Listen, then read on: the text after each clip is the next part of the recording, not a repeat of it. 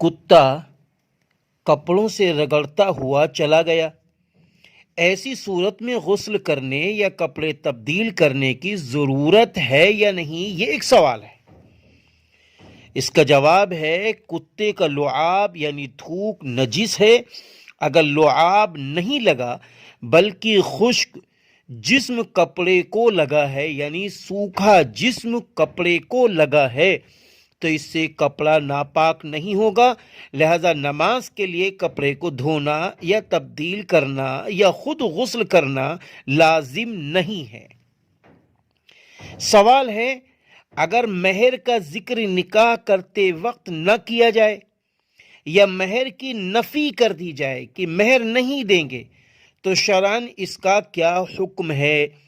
جواب: مہر کا ذکر نہ کرنے اور مہر کی نفی کرنے کی صورت میں نکاح درست ہو جائے گا، مہر مثل واجب ہوگا۔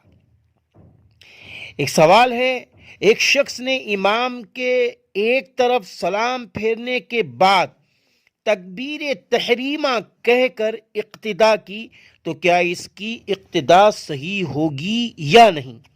جواب: صورت مذکورہ میں اقتدا کرنا صحیح نہ ہوگا۔ سوال ہے، کھجلی کے دانوں سے جو پانی مسلسل بہتا ہے اس کا کیا حکم ہے؟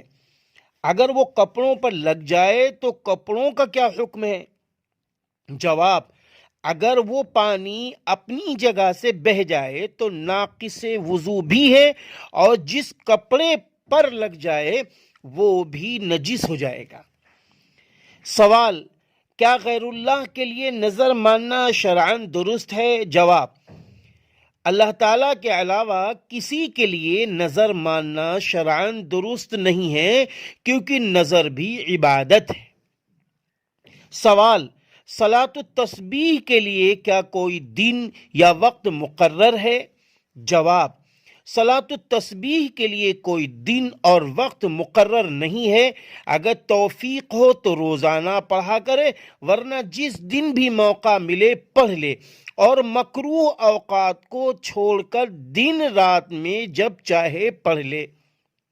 سوال: ایک شخص کو مکان بنانے کی ضرورت ہے، کیا اس کے لیے بینک سے قرض لے سکتا ہے جبکہ اس پر سود بھی دینا پڑے گا؟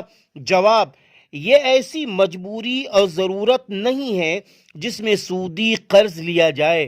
سودی قرض کا لین دین شرعاً ناجائز ہے، اور سودی نظام میں کسی طرح کی شرکت کو اسلام